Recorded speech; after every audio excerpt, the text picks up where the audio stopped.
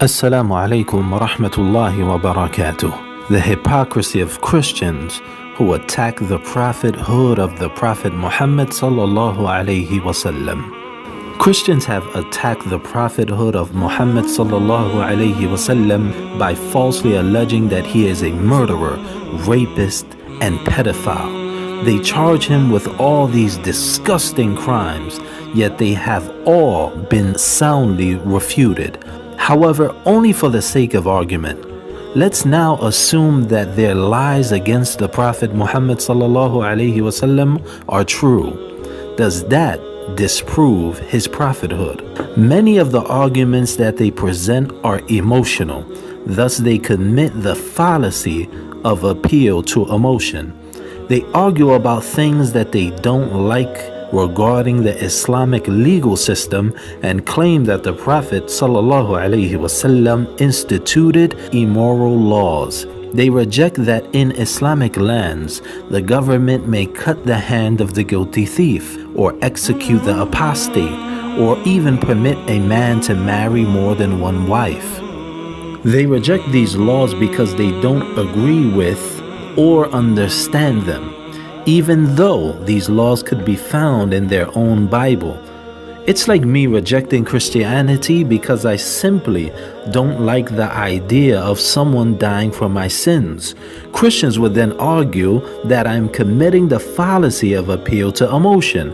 However, why do they then commit this fallacy against Islam and not allow it when it is used against them?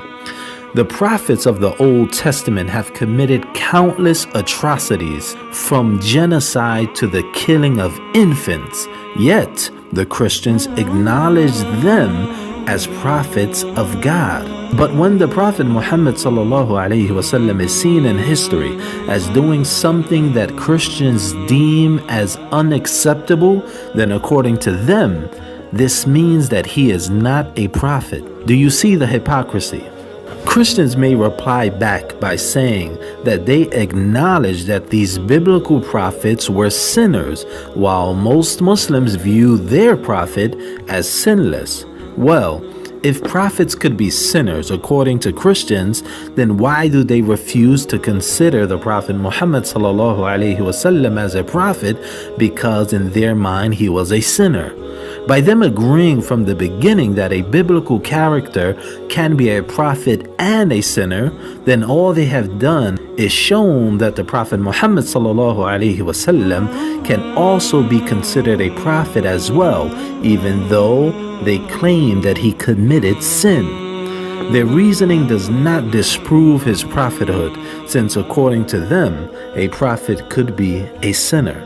You may hear Christians argue back that Islam justifies the major sins that the Prophet Muhammad ﷺ allegedly committed, whilst the Bible condemns them. However, nowhere in the Old or New Testament do we see any condemnation for the atrocities committed by the biblical characters.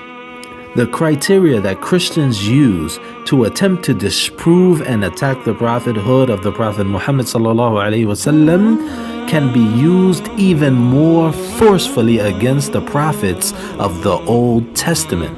So even if a Christian were able to prove these arguments against Muhammad ﷺ, they are still nowhere as bad as the acts done by the biblical prophets in the Old Testament.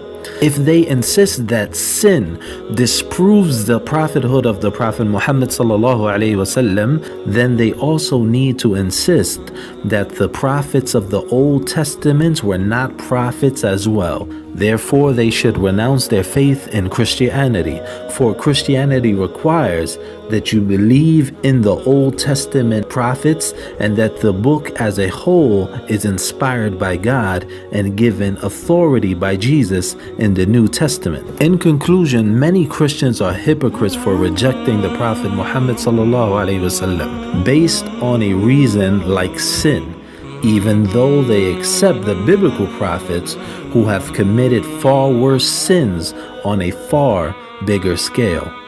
Don't forget to subscribe, and may the peace and blessings of God be upon you all. Assalamu alaikum wa rahmatullahi wa barakatuh.